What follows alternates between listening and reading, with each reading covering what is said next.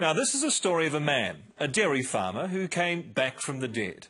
Doctors were all set to turn off his life support, but his family refused to give up. They demanded the hospital try high doses of vitamin C. Well, as Melanie Reid will show you, it turned into a fight.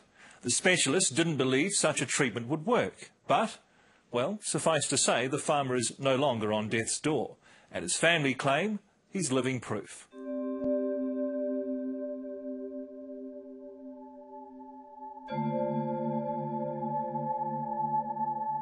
This is Aotearoa farmer Alan Smith in Auckland's intensive care unit shortly before the doctors told his family his life support should be turned off and he be allowed to die. And I just sort of backed up and I looked at him laying there so helpless, and you know, he was my whole life. We've been together since we were both 16.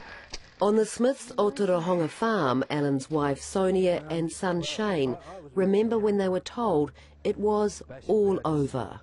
I was, speechless. I mean, it was like, your dad's the sort of person that you could always rely on him to be there to help you, and it was like, shit. Childhood sweethearts Sonia and Alan were married when they were both 17. They have 3 sons. Their 9th grandchild was on the way when Alan got a severe case of swine flu. He was always there to help us with anything. And it was just, yeah, I mean, what were we going to do? And he wasn't very old, eh? No, only 56.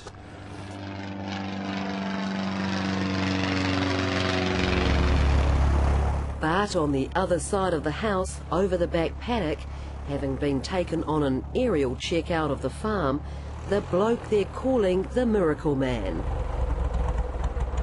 Looking anything but dead. Alan. Hello. You're not doing too bad for a guy that was meant to be 6 foot under. Well, apparently I was supposed to be turned off about over a year ago now it was. Yes. We're going to turn the machine off that was keeping you alive? So we're going to turn the machine off. And Alan Smith's survival has been described as one of the most remarkable and controversial turnarounds in New Zealand medical history. Feel lucky to be alive? I am very lucky. They tell me I'm not a 1 in a million, I'm 1 in a billion to live. Alan's story began on June 28, 2009. He arrived at Auckland International Airport after a fishing trip with mates in Fiji. He caught a connecting flight to Tauranga, where his launch is moored, and was joined by his wife Sonia. I woke up in the night and he was really hot, so I gave him some Panadol and that cooled him off, but cooled him off a bit much because later on he was so... I woke up again and he was just like, he was laying there just stone cold and just laying there still as, and I thought, oh God, the first thing came to my mind was, God, he's dead. In Tauranga Hospital, Alan was swabbed for swine flu.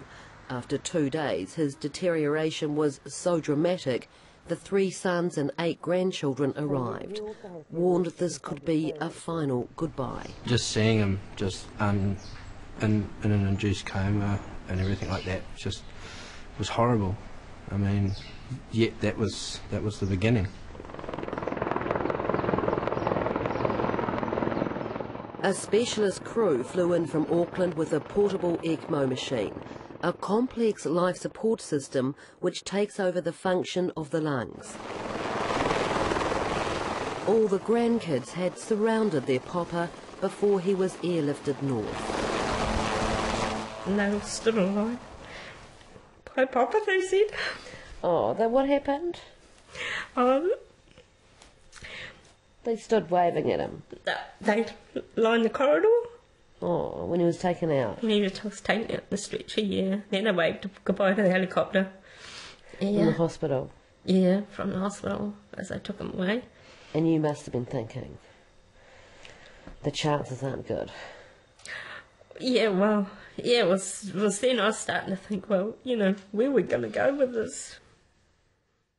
As Alan lay in a coma in Auckland Hospital, heavily medicated, ECMO and other machines keeping him alive, Sonia began a detailed diary. Saturday, 4th of July. Told this morning that it's 100% swine flu with no other bacteria. He is worst case in New Zealand and Aussie to be put on an ECMO machine. X-ray chest, whole lungs clouded out. These are those clouded out X-rays. Alan developed what's known as whiteout pneumonia. This is when the lungs can't be seen by X-ray, so full of infected fluids they are unable to take in any air whatsoever. For weeks on end, Alan's condition changed little, hovering close to death. When it got to 3 weeks, it was really getting scary then. Just as the family thought things couldn't get any worse, Alan was diagnosed with hairy cell leukemia. Auckland Hospital notes to the family say, "The type of leukemia Mr. Smith has is potentially treatable if that's all he had. However, with his lung failure, Mr. Smith cannot survive." Monday the 20th of July. United States specialist came. Alan's still same. Asked for meeting at 3 p.m. Told us they were going to turn off life support.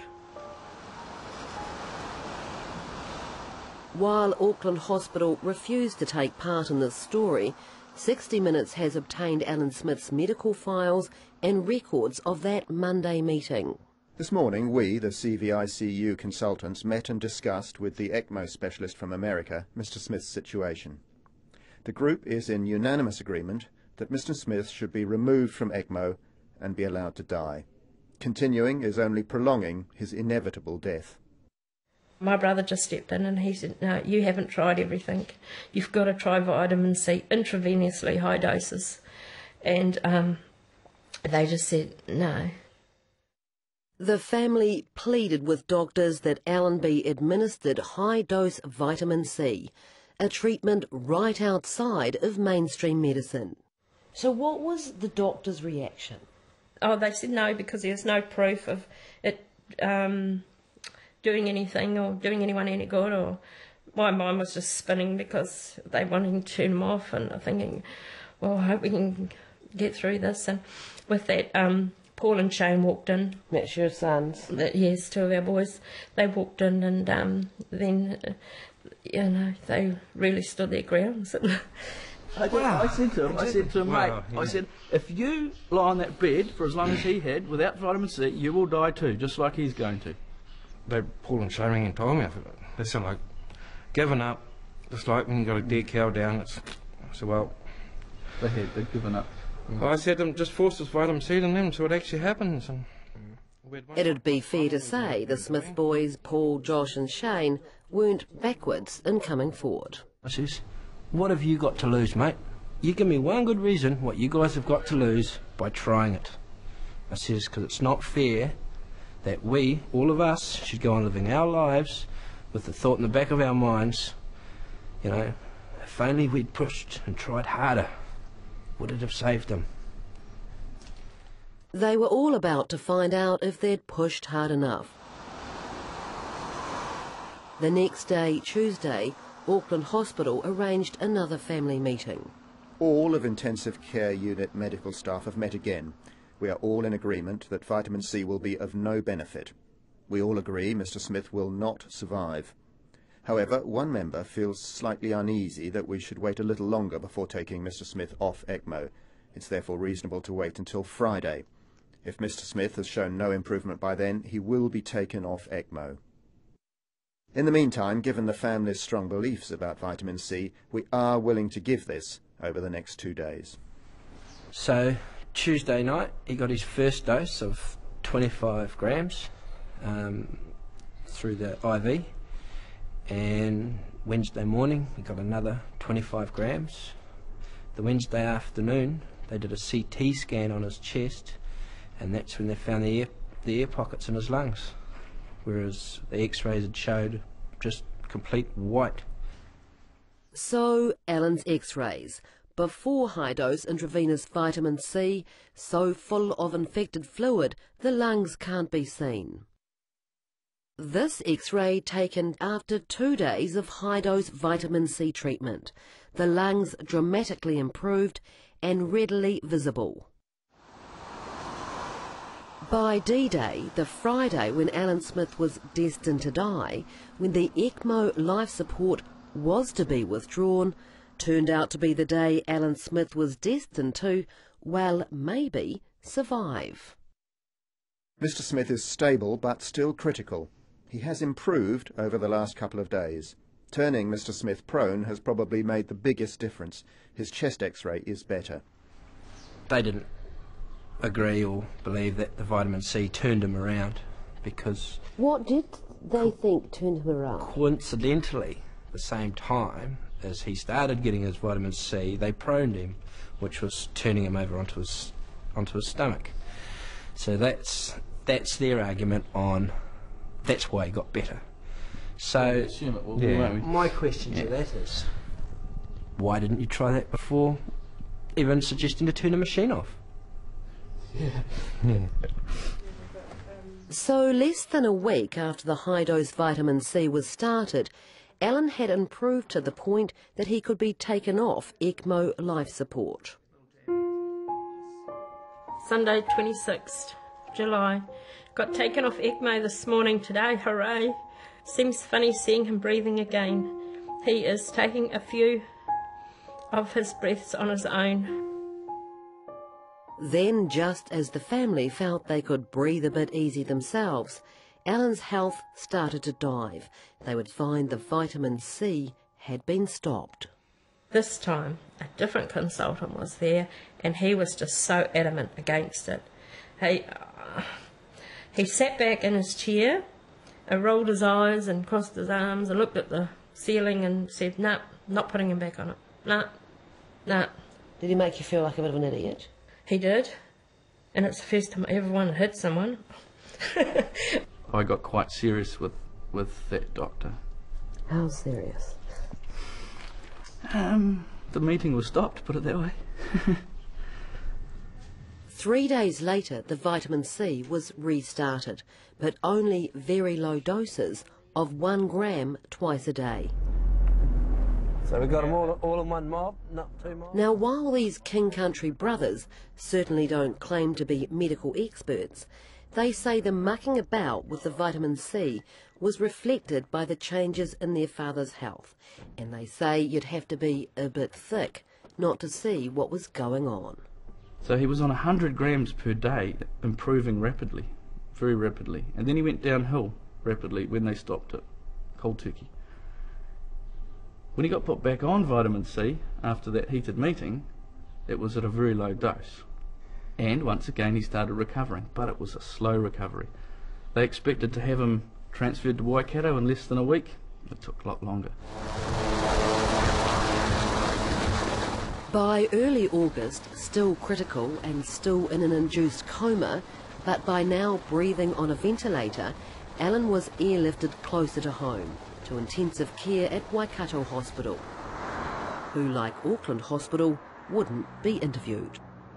It was here the Smith family found they had another scrap on their hands. A doctor comes on and stops it.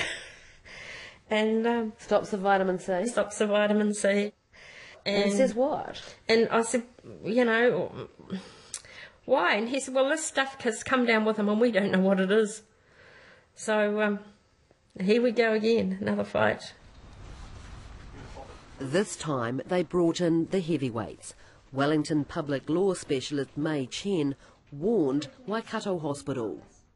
The decision to discontinue the high-dose intravenous vitamin C treatment without consulting with Alan's family is in breach of Right 7 of the Health and Disability Commissioner's Code of... There was even a threat, wasn't there, that you would go to the High Court? Yes, we would. Well, this is someone's life we're dealing with, not just anything, you know. Once he's dead, he's dead. You can't get him back. And we weren't going to let that happen. So they agreed to give him a couple of grams of vitamin C a day. Yeah. And you wanted him to be on like 50 grams a day. That's right. Yeah. So they kind of said, yes, we'll do it, but didn't really do it anyway. No, that's right. Slowly recovered, and it wasn't until we got some oral lipospheric vitamin C into him, and that's when he once again recovered really fast. After a total of 9 weeks in a coma, Alan eventually was woken, which is when Sonia began administering vitamin C to Alan herself, using a special high-dose oral form known as Lipospheric. The next step was meant to be months of rehabilitation.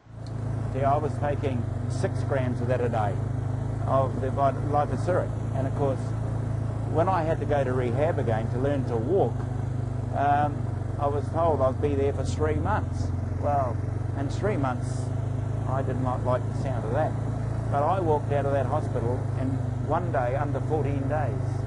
And even the doctors were absolutely disbelieved that I could come right so quick.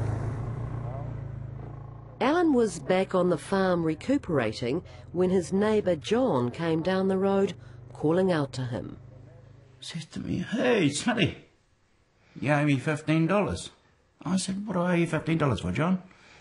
He said, "I went and got me suit dry cleaned for your funeral, and you bugger, you've come back."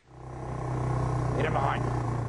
Alan Smith's comeback is being talked about around the world, described as little short of miraculous. Alan himself says he's living proof the establishment should be taking high-dose vitamin C seriously, and sooner rather than later. And just a short flight away, his launch in Tauranga.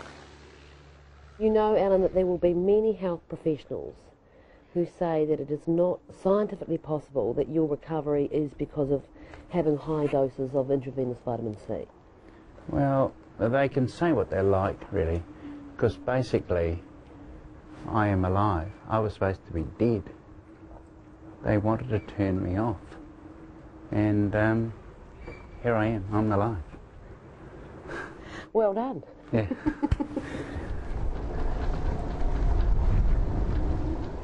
Just a note, Alan Smith no longer shows any signs of having leukemia.